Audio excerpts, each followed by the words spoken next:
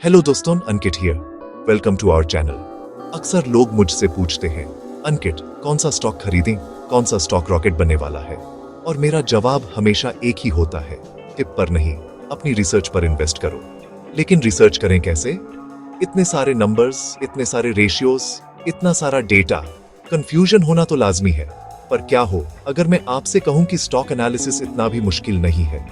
क्या हो अगर मैं आपको वो फ्रेमवर्क दे दूं जिससे आप किसी भी कंपनी की पूरी कुंडली निकाल सकें? जी हाँ, बिल्कुल सही सुना आपने।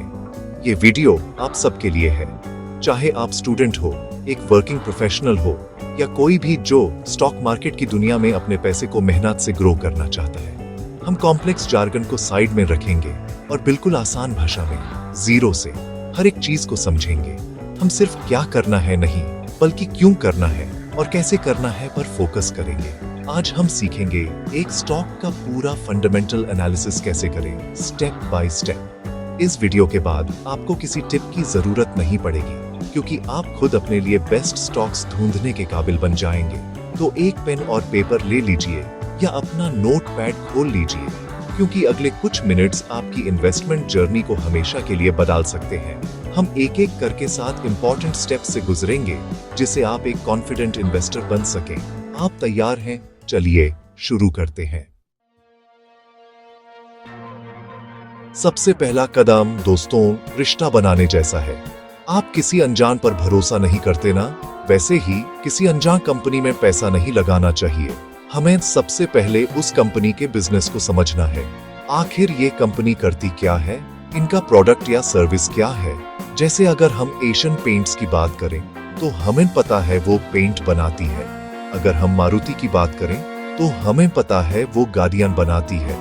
ये समझना जरूरी है कि कंपनी पैसा कैसे कमाती है। क्या वो एक प्रोडक्ट बेचती है, या सब्सक्रिप्शन से कमाती है, या एडवर्टाइजिंग से।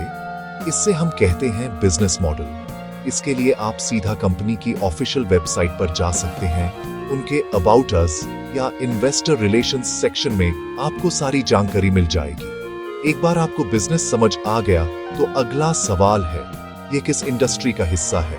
क्या ये एक आईटी कंपनी है, एक एफएमसीजी कंपनी है, या एक बैंकिंग कंपनी है? और इनके कस्टमर्स कौन हैं? क्या ये आम लोगों B2C को सामान बेचते हैं, या दूसरी कंपनीज B2B को? ये सारी जानकारी आपको एक क्लियर पिक्चर देगी। टूल्स जैसे मनी कंट्रोल, स्क्रीनर.in या टिकट टेप पर आपको कंपनी का एक बेहतरीन ओवरव्यू मिल जाता है। वहां आपको कंपनी प्रोफाइल या बिजनेस सेक्शन में ये सब कुछ लिखा हुआ मिलेगा। ये पहला स्टेप स्किप मत करना, क्योंकि अगर आपको बिजनेस ही समझ नहीं आया तो आगे के नंबर्स का कोई मतलब नहीं रह जाएगा। कंपनी से जान पहचान हो गई, चलिए अब उसकी फाइनेंशियल हेल्थ चेक करते हैं। जैसे हम रेगुलर बॉडी चेकअप कराते हैं, वैसे ही कंपनी के फाइनेंशियल्स का चेकअप जरूरी है। सबसे पहले हम देखेंगे रेवेन्यू यानी सेल्स। क्या कंपनी की सेल्स साल दर साल बढ़ रही है? हमें एक ऐसी कंपनी चाहिए जिसका रेवेन्यू कंसिस्टेंटली ग्रो कर रहा हो, एटलीस्ट पिछले 5 साल से। सेल्स के साथ साथ क्या कंपनी का प्रॉफिट भी बढ़ रहा है? कई बार सेल्स तो बढ़ती है, पर खर्चे इतने बढ़ जाते हैं कि प्रॉफिट नीचे आ जाता है। हमें इन सेल्स और प्रॉफिट दोनों में ग्रोथ चाहिए। ये डाटा आपको स्क्रीनर.in पर क्वार्टरली रिजल्ट्स और प्रॉफिट एंड लॉस स्टेटमेंट में आसानी से मिल जाएगा। अब थोड़ा और डीप जाते हैं। हम देखेंगे margins. Operating profit margin OPM हमें बताता है कि कंपनी अपने कोर बिजनेस ऑपरेशन से कितना कमाल का पैसा बना रही है। और नेट प्रॉफिट मार्जिन NPM हमें बताता है कि सारे खर्चे, टैक्स, इंटरेस्ट निकालने के बाद कंपनी के हाथ में असली मुनाफा कितना बचा। एक स्टेबल या बढ़ता हुआ मार्जिन एक स्ट्रॉन्ग कंपनी की निशानी है। इसके बाद आते हैं रिटर्न रेशियोज, जैसे कि रिटर्न ऑन इक्विटी ROE और return on capital employed ROC। आसान भाषा में ये रेशियोज बताते हैं कि कंपनी अपने शेयर होल्डर्स के पैसे और अपने टोटल कैपिटल पर कितना रिटर्न कमा कर दे रही है। जनरली 20% से ज्यादा का ROE और ROC बहुत अच्छा माना जाता है। स्क्रीनर.in पर रेशियोज तब में ये सब आपको रेडीमेड मिल जाएगा। एक कंपनी खूब कमा रही है, लेकिन अगर उस पर उधार का बोझ बहुत ज्यादा है तो वो कभी भी मुश्किल में आ सकती है। इसलिए अब हम कंपनी की बैलेंस शीट देखेंगे। बैलेंस शीट एक स्नैपशॉट है जो बताती है कि कंपनी के पास कितने एसेट्स, संपत्ति हैं और कितनी लायबिलिटीज, देनादारी हैं। यहां हमारा सबसे इंपॉर्टेंट मेट्रिक है डेट टू इक्विटी रेशियो। ये रेशियो कंपनी के टोटल कर्ज को उसके शेयर होल्डर्स इक्विटी से कंपेयर करता है। एक रूल ऑफ थंब है कि यह रेशियो 1 से कम होना चाहिए, मतलब कंपनी पर उधार उसके खुद के पैसे से कम है। कुछ कैपिटल इंटेंसिव इंडस्ट्रीज जैसे इंफ्रास्ट्रक्चर या बैंकिंग में यह रेशियो थोड़ा ज्यादा हो सकता है, पर जितना कम हो उतना अच्छा। बैलेंस शीट में दूसरी चीज जो हम देखते हैं वो है रिजर्व्स। ये कंपनी का बचाया हुआ पैसा है जो सालों से प्रॉफिट से इकट्ठा हुआ है। बढ़ते हुए रिजर्व्स एक हेल्थी साइन है। ये दिखाता है कि कंपनी प्रॉफिटेबल है और अपने प्रॉफिट्स को बिजनेस में री इन्वेस्ट कर रही है। और तीसरी सबसे जरूरी चीज, कैश फ्लो। क्या कंपनी के पास cash flow from operations positive है? इसका मतलब है कि कंपनी अपने कोर बिजनेस से रियल कैश जनरेट कर पा रही है या नहीं। कई बार कंपनीज प्रॉफिट तो दिखाती हैं, पर उनका पैसा मार्केट में फंसा होता है और हाथ में कैश नहीं होता। पॉजिटिव कैश फ्लो एक बहुत बड़ा कॉन्फिडेंस बूस्टर है। यह सारा डेटा आपको screener.in पर बैलेंस शीट और कैश फ्लो टैब्स में मिल जाएगा। हमने देख लिया कि कंपनी अच्छी है, फाइनेंशियल स्ट्रॉन्ग है, उधार भी कम है, पर क्या यह स्टॉक खरीदने का सही टाइम है? क्या यह स्टॉक सस्ता है या महंगा? इसके लिए हम वैल्यूएशन रेशियोज का इस्तेमाल करते हैं। सबसे पॉपुलर रेशियो है पीई रेशियो यानी प्राइस टू अर्निंग्स रेशियो। यह बताता है कि आप कंपनी के 1 रुपए के प्रॉफिट के लिए कितना पैसा देने को तैयार हैं। मान लीजिए एक कंपनी का पीई रेशियो 20 है। इसका मतलब है कि आप उसकी सालाना कमाई का 20 गुना प्राइस दे रहे हैं। पीई रेशियो को अकेले नहीं देखना चाहिए, हमें इसे उस कंपनी की इंडस्ट्री के एवरेज पीई से और उसके कंपेटिटर्स यानी पीयर कंपनीज के पीई से कंपेयर करना चाहिए। अगर कंपनी का पीई इंडस्ट्री एवरेज से बहुत ज्यादा है तो हो सकता है कि वो ओवर वैल्यूड यानी महंगी हो। दूसरा इंपॉर्टेंट रेशियो है पीबी रेशियो यानी price to book value ratio. ये कंपनी की मार्केट प्राइस को उसकी बुक वैल्यू पर शेयर से कंपेयर करता है। ये बैंकिंग और फाइनेंशियल कंपनीज के लिए काफी यूज होता है। एक और एडवांस्ड रेशियो है पीईजी रेशियो यानी price out earnings to growth ratio. ये पीई रेशियो को कंपनी की प्रॉफिट ग्रोथ रेट से एडजस्ट करता है। जनरली 1 से कम का पीईजी रेशियो अंडर वैल्यूड माना जाता है। देखिए, वैल्यूएशन एक आर्ट है, साइंस नहीं। कोई एक रेशियो आपको पूरी कहानी नहीं बता सकता। हमें इन सभी रेशियोज को एक साथ देखकर एक अंदाजा लगाना होता है कि करंट मार्केट प्राइस आकर्षक है या नहीं। एक कंपनी कितनी भी अच्छी क्यों ना हो, अगर उससे चलाने वाले लोग यानी मैनेजमेंट सही नहीं है तो वो डूब सकती है। इसलिए मैनेजमेंट की क्वालिटी को परखना बहुत जरूरी है। इसका सबसे पहला इंडिकेटर है प्रोमोटर होल्डिंग। प्रोमोटर्स वो लोग होते हैं जिन्होंने कंपनी शुरू की है। उनकी कंपनी में कितनी हिस्सेदारी है। एक हाई प्रोमोटर होल्डिंग जैसे कि 50% से ज्यादा दिखाती है कि प्रोमोटर्स का अपनी कंपनी पर भरोसा है। हमें यह भी देखना चाहिए कि प्रोमोटर्स पिछले कुछ क्वार्टर्स में अपनी हिस्सेदारी बढ़ा रहे हैं या घटा रहे हैं। अगर प्रोमोटर्स खुद अपना स्टेक बढ़ा रहे हैं तो ये एक बहुत पॉजिटिव साइन है। दूसरी चीज जो हमें चेक करनी है, प्लेज्ड प्रोमोटर होल्डिंग। क्या प्रोमोटर्स ने अपने शेयर्स को गिरवी रखकर लोन तो नहीं लिया है?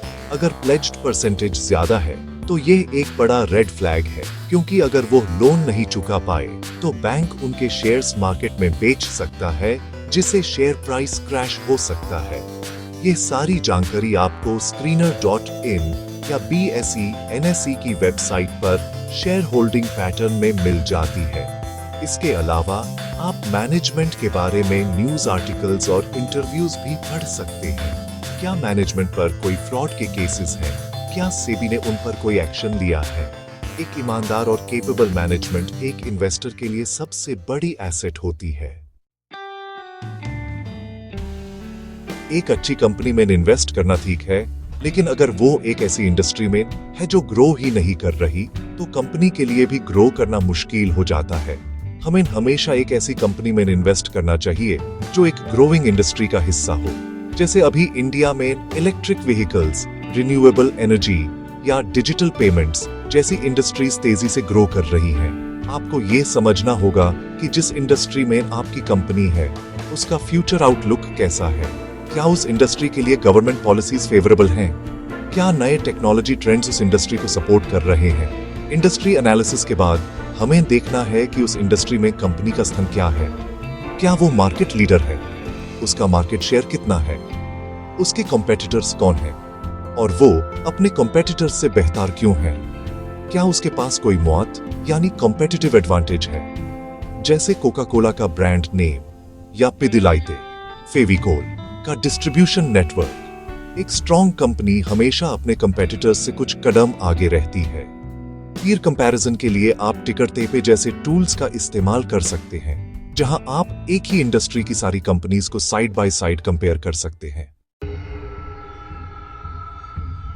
अब तक हमने सब कुछ अच्छा देखा, लेकिन एक स्मार्ट इन्वेस्टर हमेशा उन चीजों पर भी नजर रखता है जो गलत हो सकती हैं।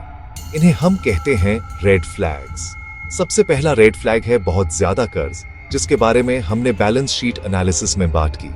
दूसरा रेड फ्लैग है फ्रीक्वेंट चेंज ऑफ ऑडिटर्स। अगर कोई कंपनी बार बार अपने ऑडिटर्स बदल रही है तो हो सकता है कि वो कुछ फाइनेंशियल गड़बड़ी छुपाने की कोशिश कर रही हो।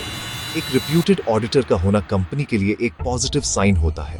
तीसरा रेड फ्लैग है consistently negative cash flow from operations. अगर कंपनी सालों से कैश नहीं जनरेट कर पा रही तो वो ज्यादा दिन तक सरवाइव नहीं कर पाएगी। एक और बड़ा रेड फ्लैग है हाई प्रोमोटर प्लेजिंग, यानी प्रोमोटर्स के शेयर्स का गिरवी होना। इसके अलावा आपको कंटिंजेंट लायबिलिटीज पर भी ध्यान देना चाहिए। ये वो पोटेंशियल खर्चे हैं जो कंपनी पर आ सकते हैं, जैसे कोई ऑनगोइंग कोर्ट केस। अगर ये रकम बहुत बड़ा है तो ये एक रिस्क हो सकता है। और आखिर में, अगर मैनेजमेंट ऐसी बातें कर रहा है जो सच होने जैसी नहीं लगती, या कंपनी के बारे में बहुत ज्यादा नेगेटिव न्यूज आ रही है, तो बेहतर है कि आप उस स्टॉक से दूर रहें। याद रखिए, स्टॉक मार्केट में पैसा कमाने से ज्यादा जरूरी है पैसा बचाना। एक भी रेड फ्लैग को इग्नोर मत कीजिए। तो दोस्तों, ये थे वो 7 कदम जिससे आप किसी भी स्टॉक का फंडामेंटल एनालिसिस कर सकते हैं। हमने बिजनेस समझने से शुरू किया, फाइनेंशियल्स को देखा, बैलेंस शीट को परखा, वैल्यूएशन का अंदाजा लगाया, मैनेजमेंट की क्वालिटी चेक की, इंडस्ट्री को समझा और रेड फ्लैग से सावधान रहना सीखा। आई नो, ये थोड़ा ओवरवेलमिंग लग सकता है शुरू में, लेकिन बिलीव में, जैसे जैसे आप प्रैक्टिस करेंगे ये आपके लिए सेकंड नेचर बन जाएगा। आपको हर चीज खुद से कैलकुलेट करने की जरूरत नहीं है। फंडामेंटल एनालिसिस के लिए screener.in, टिकरटेप, मनी कंट्रोल जैसे टूल्स का यूज करें। ये आपका काम बहुत आसान बना देंगे। याद रखिए, इन्वेस्टिंग एक गेट रिच क्विक स्कीम नहीं है, ये एक गेट रिच श्योर प्रोसेस है। सही नॉलेज और पेशेंस के साथ आप वेल्थ क्रिएट कर सकते हैं। मार्केट में हमेशा शोर शराबा, हाइप और पैनिक रहेगा। आपको उससे बचना है। हमेशा नंबर्स पर, डेटा पर और फैक्ट्स पर भरोसा करना है। किसी भी स्टॉक को खरीदने से पहले उसके कम से कम 5 साल का ट्रेंड देखें, पीयर कंपैरिजन करें और हमेशा डेटा पे इन्वेस्ट करें, हाइप पे नहीं। आपका पैसा है, आपकी मेहनत की कमाई है, तो डिसीजन भी आपका ही होना चाहिए, जो पूरी रिसर्च पर बेस्ड हो। मुझे उम्मीद है कि इस वीडियो से आपको काफी क्लैरिटी मिली होगी। अब आपका होमवर्क ये है कि आप इन स्टेप्स का यूज करके अपनी पसंद की किसी एक कंपनी का एनालिसिस करें। देखिए आप क्या नए इंसाइट्स ढूंढ पाते हैं। और हाँ, अगर आप किसी स्पेसिफिक स्टॉक का एनालिसिस चाहते हैं, कमेंट करके बताएं। मैं कोशिश करूंगा कि उस पर एक डिटेल्ड वीडियो बनाऊं। अगर वीडियो पसंद आया तो इसे लाइक करें, अपने दोस्तों के साथ शेयर करें जो इन्वेस्ट करना चाहते हैं, और चैनल को सब्सक्राइब करना न भूलें। मिलते हैं अगले वीडियो में। तब तक keep learning and keep investing.